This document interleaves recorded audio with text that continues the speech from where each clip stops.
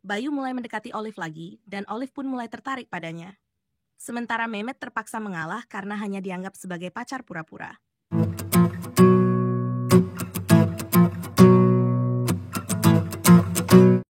Cerita dimulai dengan Mehmet, seorang pria yang sudah lama menjomblo, mencoba menggoda para wanita di kampus. Sayangnya karena Mehmet kere tidak punya uang, para wanita tersebut enggan mendekatinya. Olive, sahabat Mehmet, menegur Mehmet karena kebiasaannya menggoda wanita dan berpura-pura kaya. Olive mengingatkan bahwa cinta itu harus tulus dari hati, bukan karena harta. Setelah Olive pulang, Mehmet mengejar sahabatnya itu. Dalam perjalanan, Olive bertemu dengan Mumun, sahabat lamanya dari SMA, yang mengajaknya menghadiri acara reuni. Olive yang bingung mencari pasangan untuk menghadiri reuni tersebut, akhirnya setuju untuk pergi dengan Mehmet.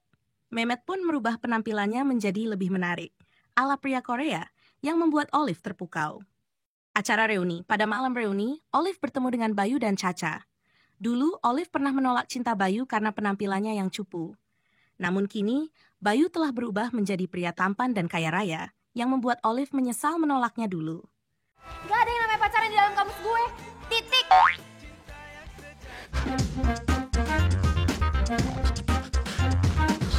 Bayu mulai mendekati Olive lagi, dan Olive pun mulai tertarik padanya.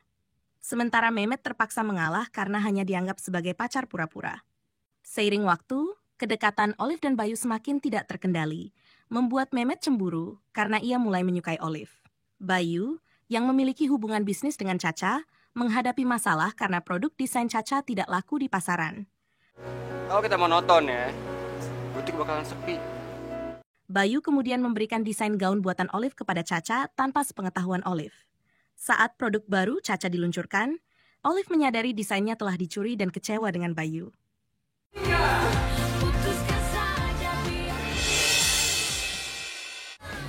Gue kecewa sama lo. Olive menceritakan masalahnya kepada Mehmet, yang kemudian meminta bantuan ibunya untuk mengajari Olive cara menjahit. Kedekatan mereka semakin erat, dan Mehmet merasa nyaman bersama Olive.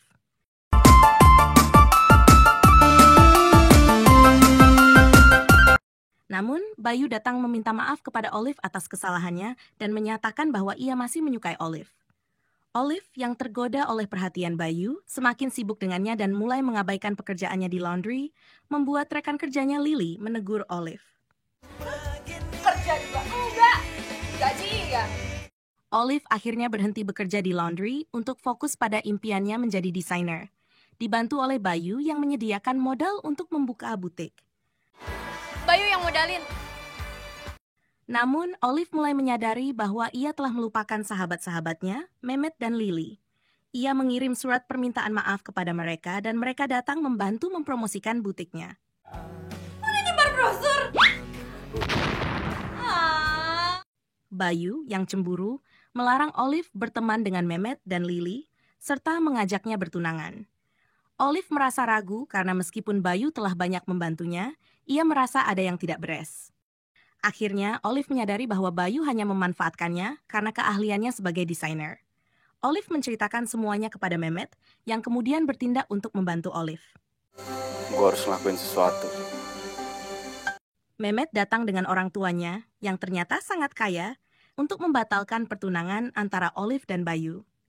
Bayu pun kena mental dan harus menghadapi kenyataan bahwa ia kalah dari Mehmet. Ini butik, nggak bisa gue beli, ngerti lo? Akhirnya, Olive dan Mehmet resmi bertunangan dan hidup bahagia.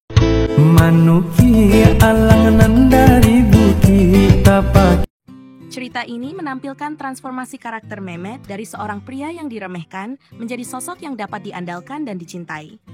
Di sisi lain, Olive belajar bahwa ketulusan dan kejujuran adalah kunci dalam memilih pasangan hidup.